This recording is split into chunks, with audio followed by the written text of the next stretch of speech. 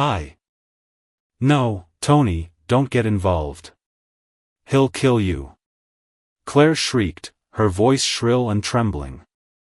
I had never heard her like that, so frantic, so desperate to shield this guy, the man she had chosen over me. She was clinging to him, her hands gripping his shirt as if he were her lifeline.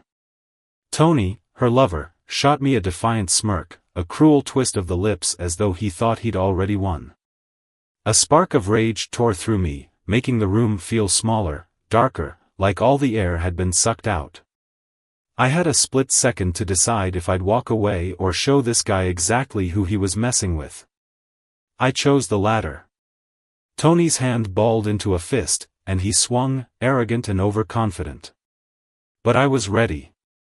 I sidestepped and intercepted, catching his arm in a twist so sharp that the crack echoed through the room.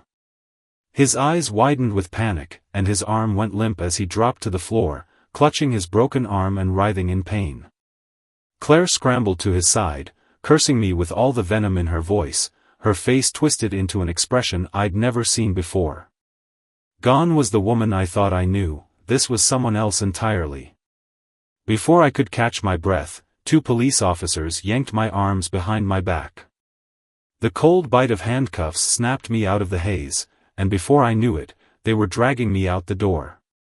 Claire didn't say a word, didn't even look at me, she was too busy fussing over her lover, sobbing as if he were the victim in all this. The police shoved me into the back of their car, the cold metal of the seat grating against my hands. The events of the past few days raced through my mind like a film stuck on fast forward, each frame cutting me deeper. But it wasn't the handcuffs that hurt.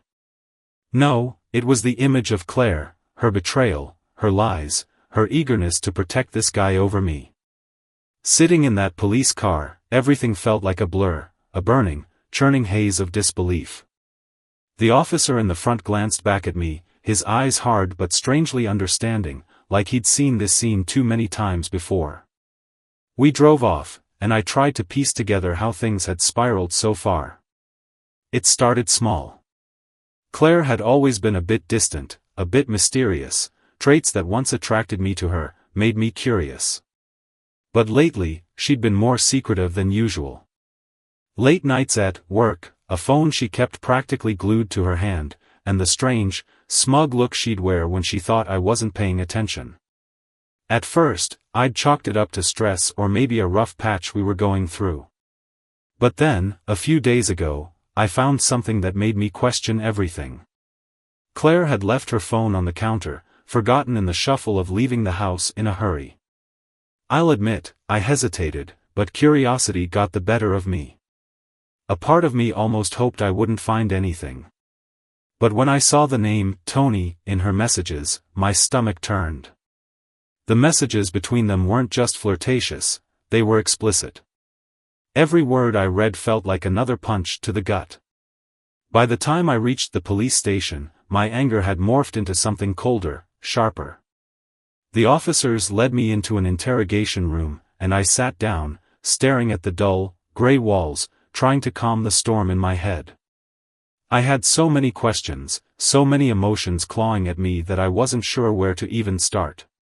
But one thing was clear, Claire was not the person I thought she was.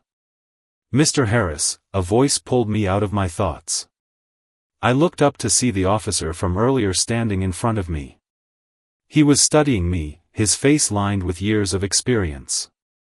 "This isn't exactly a rare situation for us," he said slowly, like he was picking his words carefully. "What do you mean?" I asked, my voice sounding distant, even to myself. The officer sighed. "Infidelity, violence, broken trust, it's a story as old as time." He folded his arms and leaned against the table. "You've been charged with assault. Tony filed the report on your wife's behalf." My stomach clenched. "She's backing him up." The words felt thick in my mouth, the reality of her betrayal settling in even deeper. The officer nodded, his expression a mix of sympathy and caution. "Yes, she's testifying that you attacked her boyfriend unprovoked." "Unprovoked?" I laughed, a dry, humorless sound. She left me for this guy, and now she's protecting him? The officer didn't answer, and I sat back, shaking my head. How had I ended up here, cuffed in a cold room, while Claire defended the very man who'd helped tear our marriage apart? Just days ago, I'd thought we had a life together. Now, I was questioning if any of it had been real. Listen, the officer continued, breaking the silence. You'll have to be careful how you proceed with this. Right now, it's your word against theirs, and legally, it doesn't look great for you. Doesn't look great? I repeated. I'm the one who got cheated on. I'm the one who walked in on this circus. The officer raised his hand, silencing me. If I were you, I'd get a good lawyer. You're going to need one. I sat there, letting his words sink in. A lawyer. The logical part of me knew he was right, that this wasn't a fight I could win by simply confronting Claire or her scumbag boyfriend. But the anger in me didn't want to stop at just a legal battle. By the time they let me go, the entire station was buzzing with murmurs, like they all knew who I was and what I'd just been through. I walked out, feeling the weight of their eyes on me, their judgment. Claire hadn't even bothered to call or check on me. I was on my own. The drive home was quiet, tense, with only the sounds of the road keeping me grounded. As I pulled up to our house, a part of me wondered if she'd be there, waiting for me, if maybe she'd have some excuse or would try to explain herself. But as I unlocked the door and stepped inside, the silence told me everything I needed to know. She wasn't home, and in a way, neither was I. In the middle of the living room was a suitcase, half-packed. Clothes, shoes, and random items were tossed around as if she'd started to leave in a hurry. My heart pounded, realization crashing over me like a wave. She wasn't coming back. Claire had made her choice, and it wasn't me. I felt a rush of emotion I could barely contain, rage, sadness, even relief. It was a strange cocktail that left me standing there, gripping the edge of her suitcase, my knuckles white. I wanted to scream, to throw her things out the window, to burn every reminder of the life we'd built together. But instead, I let go of the suitcase, took a deep breath, and walked out. I knew exactly where she'd be. I drove without hesitation, a sharp sense of purpose guiding me straight to Tony's place. Somehow, I knew Claire would be there, hiding out with him. The anger simmered in my chest, controlled but dangerously close to the surface, each streetlight casting a glow over my knuckles as I gripped the steering wheel. I was done being the one left in the dark, done being the guy on the sidelines. Tony's place was a dingy apartment on the far side of town, the kind of place where cheap thrills thrived behind closed doors. I parked down the street, taking a moment to gather myself, to remind myself I wasn't here to cause another scene, at least, not one that would get me thrown in jail again. But just as I stepped out of the car, I noticed movement near the building's side entrance. A figure I knew all too well slipped out, Claire. She was on her phone, oblivious to everything, her face illuminated by the dim glow of the screen. I watched her for a moment, part of me still in shock at how little remorse she seemed to have. Her laughter drifted toward me, mocking, as if everything was just a game. I felt my pulse hammer in my ears. Claire finally looked up and froze. Our eyes locked, and I saw a flash of guilt, quickly replaced by something colder, like I was a stranger on the street and not her husband. She pulled herself up, her expression turning into that same smug mask I'd seen during our last confrontation. She didn't try to explain, didn't even act surprised. She just walked up to me, crossed her arms, and tilted her head like I was the one who owed her an explanation. Here to throw another tantrum, she sneered, her voice dripping with contempt. I swallowed the urge to lash out and kept my tone calm. I just want to know why, Claire. After everything we built together, after all these years, why him? Why throw it all away? She rolled her eyes, exhaling a dramatic sigh as if I were an inconvenience. Honestly, Jack? You're just boring. Predictable. Safe. Tony's got this energy, this thrill you just can't offer. I stared at her, the words settling in, feeling like punches straight to my chest. Boring? Predictable? Was that all I'd ever been to her? My mind raced through memories of the countless sacrifices I'd made, the moments we'd shared, the promises we'd exchanged. And now, here she was, dismissing it all with a shrug. So that's it? I asked, struggling to keep my voice steady. I was just convenient. A placeholder? She shrugged, a cruel smile tugging at her lips. You were the perfect stepping stone. You were there when I needed someone to lean on, to pay the bills, to play the nice guy. But I want more. I deserve more. A burning ache filled my chest, but her words only strengthened my resolve. I was done playing the fool. Just then, Tony walked out, his arm in a makeshift sling, casting me a glare filled with hatred and fear. He looked at Claire, then back at me, and I could tell he was sizing up the situation, trying to decide if I'd come here to finish what I'd started. I took a step forward, fixing him with a hard stare. Relax, Tony. I'm not here for another fight. I just want to talk. Clear the air, if you will. But Claire stepped between us, rolling her eyes as if this were all just some tiresome play she was forced to endure. Why don't you just get over it, Jack?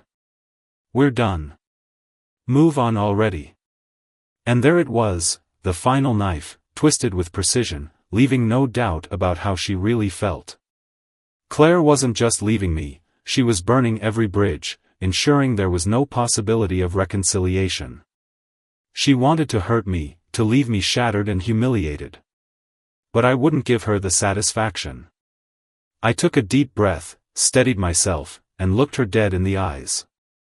I'll move on, Claire. But you should know that when someone treats people the way you do, it always comes back around. For a moment, she faltered, a flicker of uncertainty in her eyes, but it was quickly replaced by a dismissive smirk. She turned, linking arms with Tony as if I were nothing more than a distant memory, unworthy of a second glance. And as I watched her walk away, something inside me shifted, hardening. I took one last look at the two of them, then turned on my heel and walked away without a word.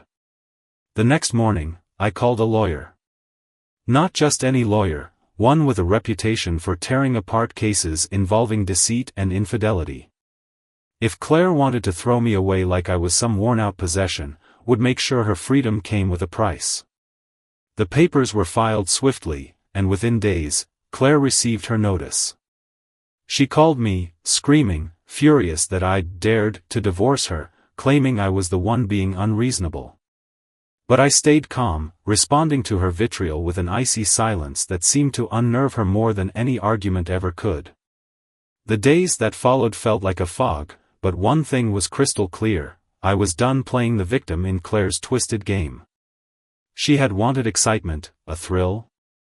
Well, she was about to learn that the boring, predictable man she thought she knew had a few surprises of his own. A week later, I was still waiting for the fallout to start. Claire hadn't contacted me again, but I could sense that her silence was just the calm before the storm. In the meantime, I was preparing my next move.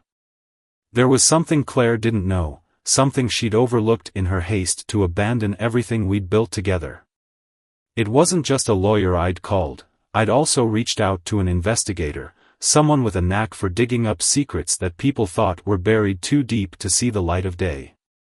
By the time the investigator's report landed on my desk, I felt a dark thrill, the kind that comes from holding a truth that could destroy someone's world.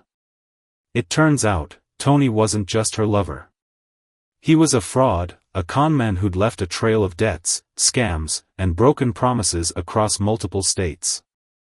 Claire hadn't found a thrill, she'd latched onto a sinking ship, one that was already taking on water. And in her desperation to burn her bridges with me, she'd set herself up for a disaster she couldn't possibly imagine. Armed with this information, I waited. Claire didn't disappoint. It was late one night when my phone rang, her number flashing on the screen. I considered letting it go to voicemail, but something inside me knew it was time. I answered, keeping my voice calm, almost indifferent. "Jack?" Her voice was shaky, panicked in a way I'd never heard before. I need to talk to you. Please, it's important." I forced myself to keep my tone even. "Isn't that what you wanted, Claire?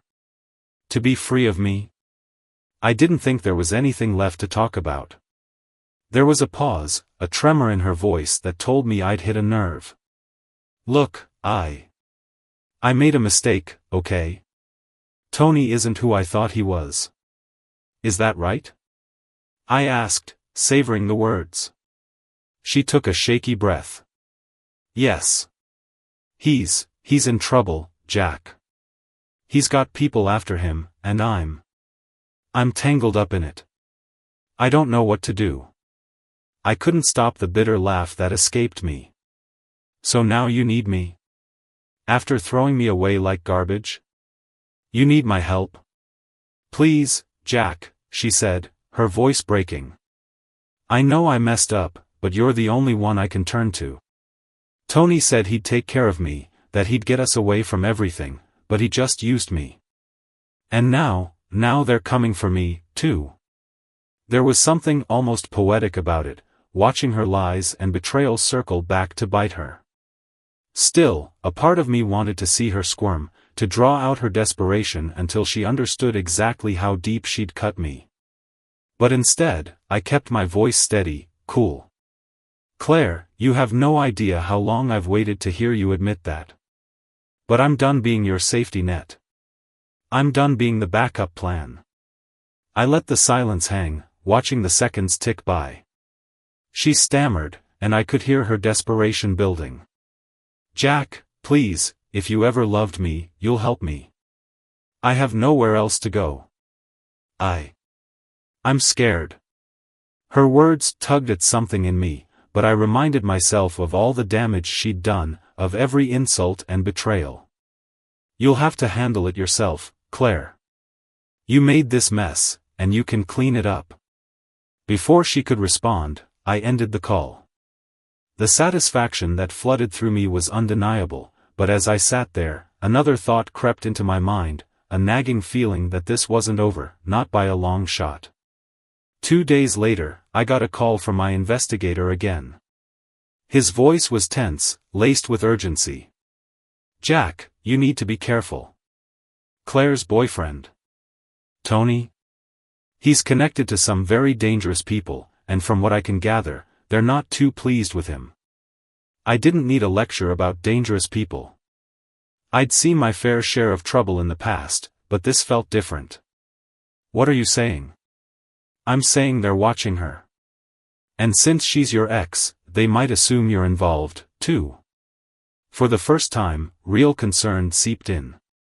If these people were watching Claire, and by extension, me, then this wasn't just a petty lover's drama anymore, it was a life-and-death situation. But as much as I hated to admit it, I couldn't just let her walk into that kind of danger. She was still tangled up in my life, like a bad dream that wouldn't end. I spent that night awake, thinking through every option, weighing the risks. Part of me wanted to cut and run, to let her face the consequences of her choices. But another part of me, the part that once loved her, couldn't bear the idea of leaving her to fend for herself against people like that. So, the next morning, I decided to take matters into my own hands. I found Tony's last known address, a rundown motel on the edge of town, and drove out there, armed not with anger, but with cold, calculated determination. If I was going to end this, I'd do it on my terms. When I arrived, Tony was there, looking even worse than the last time I'd seen him. His arm was still in a sling, his face bruised and tired. But when he saw me, he didn't look afraid. Instead, he smiled, that cocky smirk that had started all of this. "Well, look who decided to play hero," he sneered. I didn't waste words. "This isn't about you or Claire. This is about getting out of this mess you dragged us into. So here's what's going to happen, you're going to disappear, right now. You're going to leave town and make sure those people forget you ever existed. And if I ever see you again, you'll regret it. Tony's smirk faltered, a flicker of fear in his eyes as he looked at me. And if I don't? I leaned in close, my voice low. Then I make sure every bone you've got left is broken. Don't think I won't. Tony gulped, the confidence draining from his face. Without another word, he backed up, grabbed a bag, and disappeared into the night. It was over. Or so I thought. As I drove back, I couldn't shake the feeling that this chapter of my life was closing, but that a new, unexpected one was about to begin. I'd barely set foot in my house when my phone buzzed. I picked it up, expecting another plea from Claire or maybe a final warning from Tony. But instead, the number was unknown. Against my better judgment, I answered, pressing the phone to my ear, my grip tightening as a deep, gravelly voice echoed on the other end. Jack Harris, the voice said, almost amused. I hear you've been playing hero. Who is this? I demanded, though I already knew. This was one of the men looking for Tony, and by extension, Claire and me. He chuckled, a low, menacing sound. Doesn't matter. What matters is you've got something that belongs to us, a debt that Tony left behind. Now, he's skipped town, but his baggage remains. I took a deep breath, forcing myself to stay calm. Whatever Tony owes you, it has nothing to do with me. I don't even know the guy. We've got no connection. Oh, I think you're wrong, Mr. Harris, he said, his tone suddenly dark. You're his wife's husband, right? That makes you family. And family pays. I could feel the blood draining from my face. What do you want? Simple, he replied, his tone chillingly casual. You pay what he owes, or she does. And believe me, we've got a much higher price in mind for her. I clenched my teeth. The man had me cornered, and he knew it. But I wasn't about to hand over cash to some faceless thug just because Tony had run off. How much? I asked, trying to buy myself time. Oh, it's not just money anymore. You're going to help us find him. And if you refuse, he left the rest unsaid. I knew exactly what he meant. I hung up without answering, my mind racing. I had no idea where Tony had gone, and I wasn't about to chase after him. But if these people were serious, if they really had Claire in their sights, then my hands were tied. I'd have to warn her, maybe even help her, and the irony of that didn't escape me. After everything she'd put me through, here I was, being dragged back in to save her again. Within minutes, I was back in my car, speeding toward Claire's apartment. When I arrived, her place was dark, eerily quiet. I knocked, then pounded on the door, and finally, she opened it, standing there in an oversized sweatshirt, looking as if she hadn't slept in days. Her eyes widened in surprise as she saw me. Jack, she stammered, her voice a mix of confusion and, was that relief? Pack a bag, Claire, I said, stepping inside. You're coming with me. It's not safe here. Her brows furrowed, and she crossed her arms. Wait, what? You show up here, out of nowhere, after all this. Listen, I cut her off, my voice sharper than intended. Tony's mess didn't disappear with him. He's left a debt, and his creditors aren't exactly willing to forgive and forget. They're coming after you, Claire. And they think they'll get to him through me. Her face paled, and for the first time since this whole nightmare started, she looked genuinely afraid. She opened her mouth to argue, but then she seemed to realize I was serious. How do you know they'll come for me? I just got a call, I replied, grimly. They want us both. And believe me, these people don't make empty threats. Without another word, she scrambled to her room, throwing clothes and essentials into a bag, her movements frantic. I could see her hands shaking as she zipped up her suitcase. This was no longer about love or betrayal, this was survival. Whatever history we had, whatever twisted triangle we'd been locked in with Tony, none of it mattered now. We took my car and drove through the night. I'd arranged for a safe house, a cabin I'd borrowed from a friend years ago. It was isolated, deep in the woods, the kind of place where no one would think to look. The drive was quiet, tense. Claire kept glancing at me, as if wanting to say something but holding herself back. When we finally arrived at the cabin, the silence was suffocating. I unloaded the bags and led her inside, the tension between us thick as fog. The weight of everything left unsaid was pressing down on me, but before I could break the silence, she finally spoke. "Jack. I'm sorry." The words hung in the air, unexpected and raw. For the first time since all of this began, she looked vulnerable, like the woman I once knew. "Sorry?" I echoed, bitterness lacing my tone. "Sorry for what, Claire? For cheating? For dragging me into this mess? Or for needing me only when your life's on the line?" She swallowed, her gaze dropping to the floor. "I didn't expect things to go this far. I thought Tony could give me something you couldn't." "And what was that, Claire?" I demanded, my voice rising. "Excitement? A thrill? Was I just not enough for you?" She closed her eyes, taking a shaky breath. "I was selfish. I wanted more. But I was wrong, Jack. I see that now." I shook my head, a bitter laugh escaping. "Only when you've lost everything." She flinched, and for a moment, the weight of our broken past threatened to swallow us both. But I didn't let myself soften. Not this time. "Listen," I said finally, "we're here to lay low, nothing more. Once we're safe, you're on your own." She nodded, not arguing, and disappeared into the bedroom. I stayed on the couch, the silence of the woods pressing in around me. But just as I was starting to let my guard down, a noise outside jolted me back to reality, a faint rustling, too deliberate to be an animal. My instincts kicked in, and I grabbed the baseball bat I'd stashed near the door. I motioned for Claire to stay quiet, gesturing toward the shadows creeping outside the window.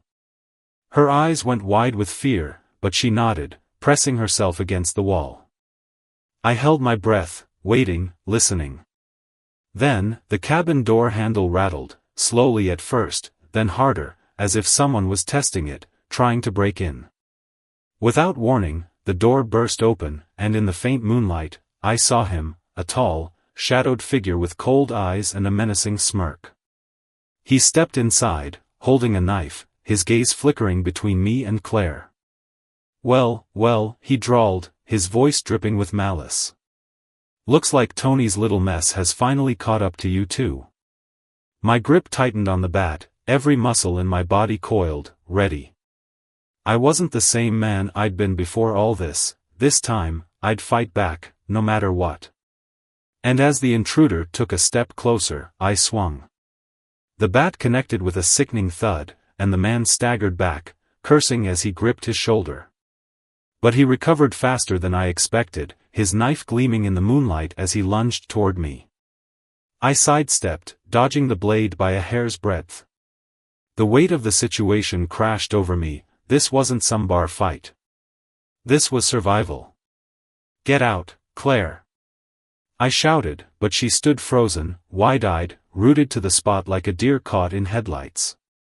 The intruder's gaze flicked to her, and a cruel smile tugged at his lips. "Pretty thing, isn't she? Maybe once I'm done here, I'll have a little chat with her." The rage that erupted in me was like nothing I'd felt before. He thought he could take everything, turn my life into ruins, and then walk away like it was nothing. I wouldn't allow it. I swung the bat again, but this time he was ready. He ducked and drove the knife toward me, grazing my side. The pain was sharp and immediate, but adrenaline kept me moving, kept me focused. Suddenly, Claire snapped out of her shock. She grabbed a lamp from the side table and hurled it at him, the glass shattering against his back, staggering him for a split second. It was all the opening I needed. I lunged forward, grabbing his wrist and twisting, forcing the knife from his grasp. It clattered to the floor, and he let out a guttural snarl, throwing a punch with his free hand. But I didn't let go. I tightened my grip, feeling his bones strain under the pressure. Then, just as I thought I had the upper hand, he jerked forward, using his weight to knock me off balance. We crashed to the floor, locked in a brutal struggle, each of us scrambling for control. His fist connected with my jaw, and stars burst in my vision.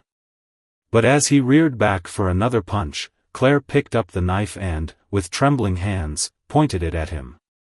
"Back off," she shouted, her voice fierce but trembling. "Or I swear, I'll use this." The intruder glanced at her, and for the first time, a flicker of doubt crossed his face. He knew he was outnumbered. He looked back at me, weighing his options, his expression twisting with frustration and rage. Finally, he backed away, his hands raised mockingly. "All right," he sneered, a wicked glint in his eye. "You win this round. But this isn't over. Tony owes us, and we'll get what's ours. And next time, Jack, I won't be alone." With that, he turned and disappeared into the night, leaving us standing in the wreckage of the cabin, panting and shaken. My side throbbed, blood seeping through my shirt, but I barely registered the pain. I turned to Claire, who still held the knife, her hands trembling violently. For a long moment, neither of us spoke, the weight of what had just happened settling over us like a shroud. She looked at me, her eyes wide with something between fear and gratitude. I wasn't sure if she was scared of him, or of me. "Thank you," she whispered, her voice barely audible. I took a shaky breath, the anger and adrenaline slowly ebbing, leaving a hollow ache in its place. "Don't thank me yet," I muttered, wincing as I inspected the cut on my side. "This isn't over." As the hours ticked by, we did what we could to patch up my wound and secure the cabin. Claire was uncharacteristically quiet, and I couldn't tell if it was remorse or fear or both. We sat across from each other, both exhausted but too wired to sleep, listening to the forest outside, every rustle making us flinch. And then, as if unable to contain it any longer, she spoke. "I didn't know it would come to this," she murmured, her voice cracking. I didn't think Tony would drag you into this nightmare." I stared at her, hard, and forced myself to say what I'd been holding back since the beginning.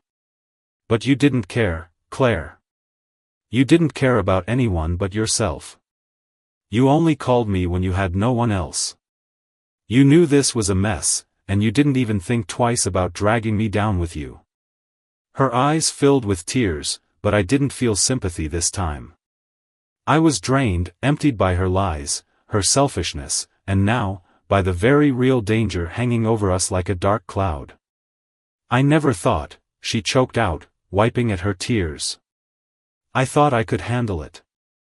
I thought I could have both, excitement, and security. I was stupid, Jack. I wanted it all." The anger I'd been holding onto softened, if only slightly. It was hard to stay furious at someone so visibly broken. But forgiveness was a long way off. "That's not how life works, Claire," I said, my tone blunt. "And now we're both paying for your decisions." For a moment, she said nothing, just stared at her hands as if searching for answers that wouldn't come. And then, as if struck by some revelation, she looked up. Maybe we can use this to our advantage." I raised an eyebrow. "How?" "Tony didn't just leave a debt behind," she said, her voice trembling with a new determination. "He left information. He used to talk about it all the time, files, contacts, details on every scam he's ever run. He kept everything as insurance, something to hold over anyone he crossed." I felt a spark of hope, faint but growing. "Where?" "His laptop," she said, nodding slowly. "He left it with me, thinking I'd keep it safe while he skipped town.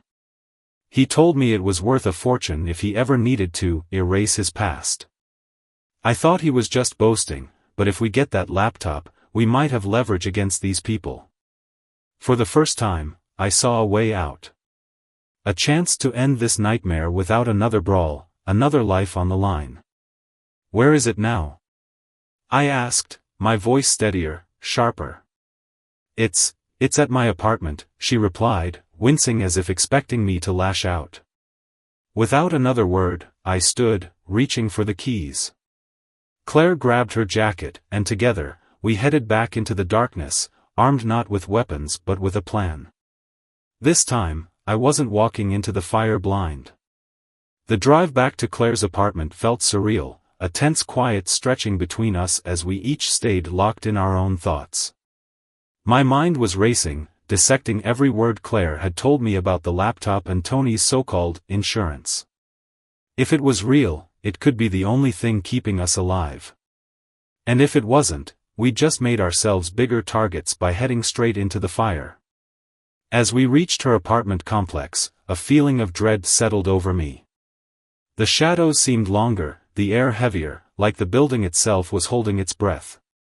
We parked a few blocks away, and I scanned the area for any signs of Tony's friends.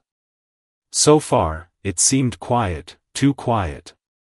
We crept up the back staircase, taking each step with cautious silence. Claire unlocked the door and pushed it open slowly, peering inside as if her own home were foreign territory. Once we were sure it was empty, we slipped inside, shutting the door softly behind us. "It's in the closet," she whispered, heading toward her bedroom. I followed, heart pounding as I glanced over my shoulder, every small sound making my skin prickle with anxiety. She reached into the back of the closet, rummaging through piles of clothes, then pulled out a small, unassuming black laptop. "Here," she said, handing it to me, her hands shaking. I took it carefully, weighing it like it held our fate. It was surprisingly light, almost underwhelming, and yet I could sense its power. "Let's go," I whispered, ready to make a break for the door. But then, just as we turned, the lights in the hallway flickered, footsteps echoing down the corridor. I froze, every instinct on high alert. Claire's face paled as she heard it too, her hand reaching instinctively for mine. The footsteps stopped outside her door. I held my breath, gripping the laptop tight, adrenaline flooding my veins. Whoever was out there wasn't just here by chance, they'd come for us. "Claire," a voice called out, smooth, menacing, with a familiarity that sent a chill down my spine. "Open the door. We need to have a little chat." Claire's eyes widened in terror. She whispered, "That's Leo. Tony's main contact." I motioned for her to back up, signaling her to stay quiet. I glanced around, searching for another way out, but the only escape was the narrow window in her bedroom. As Leo's footsteps came closer, the doorknob began to turn. We didn't have time. In one swift motion, I cracked open the window and gestured for Claire to go first. She climbed out, her eyes wide with fear as she scrambled down the fire escape. I slid the laptop under my jacket and followed, trying to stay as quiet as possible. Just as I reached the window, I heard the apartment door swing open, Leo's voice drifting through the air like poison. "Where do you think you're going?" he sneered, spotting me halfway out the window. Without thinking, I jumped down the last few steps, landing hard but steady, grabbing Claire's hand as we sprinted toward the car. Leo's footsteps thundered above us, the fire escape rattling as he gave chase. We bolted across the parking lot, our breath ragged, every step pounding with urgency. Just as we reached the car, Leo's voice cut through the darkness. "You think you can outrun me, Jack? You think that laptop's going to save you?" He laughed, a cold, mocking sound. Tony had the same idea, and look where it got him. Ignoring him, I shoved Claire into the passenger seat, jumped into the driver's seat, and fired up the engine. Leo was coming up fast, a flash of anger and menace in his eyes. I slammed on the gas, tires screeching as we sped out of the parking lot, leaving him behind in a cloud of dust. But even as the distance between us grew, I knew this wasn't over. He'd follow, and he'd keep following until he had what he wanted. We drove in silence for miles, only stopping when we reached a remote motel on the outskirts of town. I parked the car, and we headed inside, checking in under fake names, paying in cash. The manager barely looked at us, just handed over a key and pointed down a dimly lit hallway. Once inside, I locked the door, pulled the curtains tight, and finally let out the breath I'd been holding since the apartment. Claire slumped onto the bed, her face buried in her hands. "This is all my fault," she whispered. "I was so blind, so reckless." I stared at her, the anger I'd held onto for so long now twisted with pity. "Maybe," I replied quietly. "But right now, all that matters is surviving this." She looked up at me, her eyes searching mine. "You could leave, you know. You could take that laptop, turn it in, and walk away. This isn't your fight." I held up the laptop, feeling its weight again, the responsibility it carried. "You think they'd just let you go, Claire?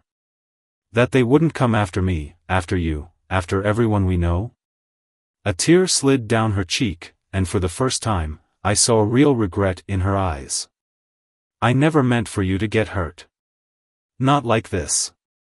I swallowed hard, forcing myself to keep my voice steady. "Hurt? Claire, you shattered my life. But right now, none of that matters. If this laptop has what we need to make these people back off, then maybe, just maybe, we have a chance." Without another word, I opened the laptop and powered it on, praying Tony's so-called insurance wasn't another lie. The screen blinked to life, prompting for a password. I looked at Claire, hoping she might know it.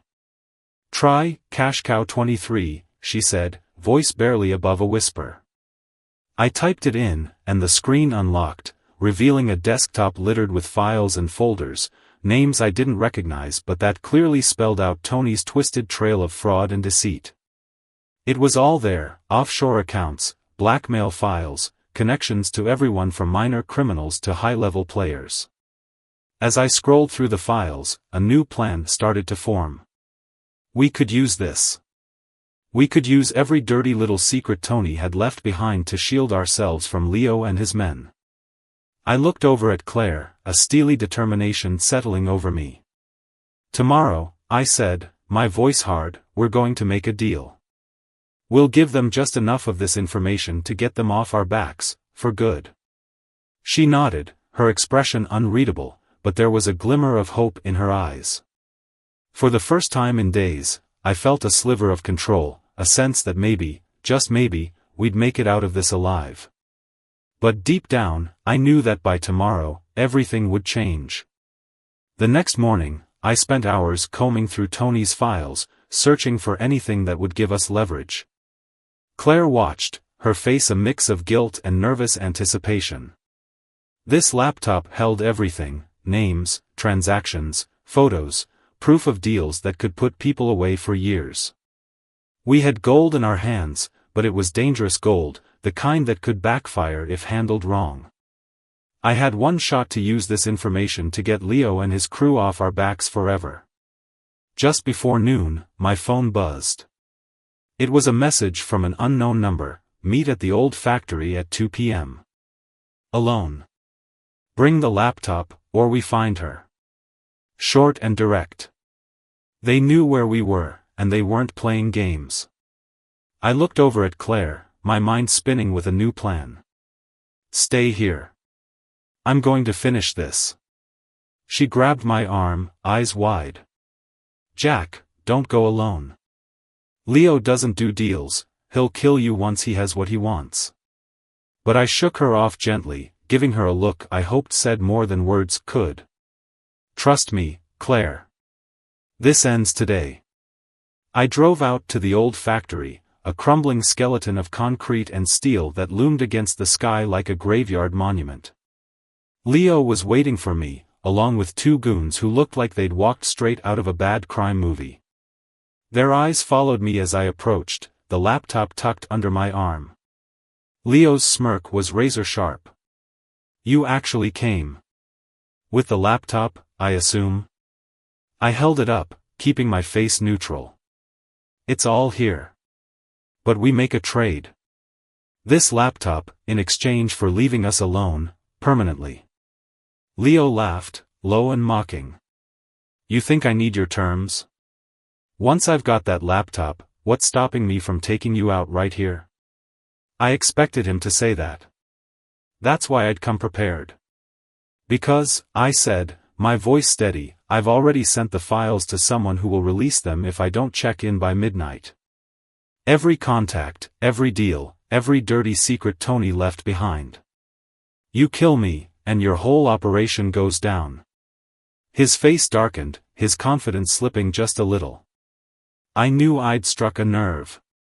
"And who would that be?" he sneered, eyes narrowing. "That's my insurance," I replied coolly, hoping he couldn't see the bluff beneath my calm exterior. "But trust me, if I don't make it back, you won't last the week." Leo hesitated, and I could feel the tension in the air. His goons shifted uncomfortably, clearly aware of the risk. Finally, after a tense silence, he nodded. "All right, you've got a deal. The laptop, and we're done with you."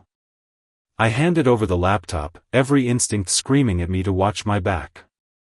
As Leo took it, he nodded to his men, and they turned to leave. For a moment, I thought I'd won. I thought I'd actually managed to pull it off.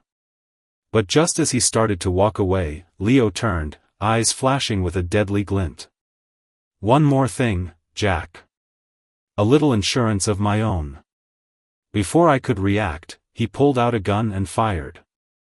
The shot rang out, tearing through the silence, and I felt a hot, searing pain in my side.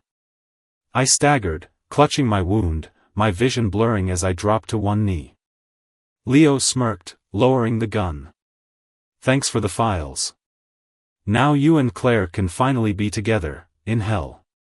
He walked away, his footsteps echoing as I clutched my side, fighting the darkness that threatened to swallow me whole. I could barely make out the sound of a car driving off, leaving me alone, bleeding out in the empty factory. But then, just as my vision started to fade, I heard another sound, footsteps, soft and careful. I struggled to keep my eyes open, and through the haze, I saw Claire. She was there, kneeling beside me, her face a mix of fear and determination. "Jack," she whispered, pressing her hands against my wound to stop the bleeding. "Stay with me. Don't you dare leave me here alone." I managed a weak smile, the irony of it all hitting me hard. Here I was, dying to save the woman who'd betrayed me, the same woman who'd dragged me into this mess. But as she pressed down harder, her hands shaking, I saw something else, a kind of desperation that I hadn't seen before. Maybe she did care, in her own broken way. "Claire," I gasped, my voice barely a whisper. Take the phone, the files." She nodded, reaching into my pocket for the backup USB I'd stashed, the real insurance plan I'd made just in case Leo didn't keep his word. "You're going to make it," she whispered, a tear slipping down her cheek. "We're going to get out of this, together." The last thing I saw before everything went dark was her face, blurred but filled with something I could only hope was real. When I opened my eyes again, I was in a hospital bed, the steady beep of machines the first thing I registered. My side throbbed, but I was alive. Claire was there, sitting beside me, clutching the USB drive in her hand, her eyes red and exhausted. "You saved me," she said, voice barely above a whisper. I took a shaky breath, the weight of everything finally crashing down. "Only because I didn't want your mess to take me down, too." She laughed, a bitter, shaky sound, and nodded. "Fair enough." Over the next few days, we took the files to the authorities, cutting a deal with people who had more interest in putting criminals away than dealing with us. Leo's operation was blown open, and he was taken down, along with Tony's entire network. I heard whispers that Leo had put a price on my head, but he was locked up too tightly to be a real threat now. Claire and I parted ways shortly after. There were no more apologies, no promises to stay in touch. We'd been through too much, and the weight of her betrayal was too heavy to forgive. But as I walked away from her for the last time, I felt a strange kind of peace. She was free to live her life, and I was finally free to rebuild mine, without her lies, without the shadow of her mistakes hanging over me. I took one last look at her, the woman who'd both wrecked and saved my life, then turned and walked away, my future finally my own again. Bye for now.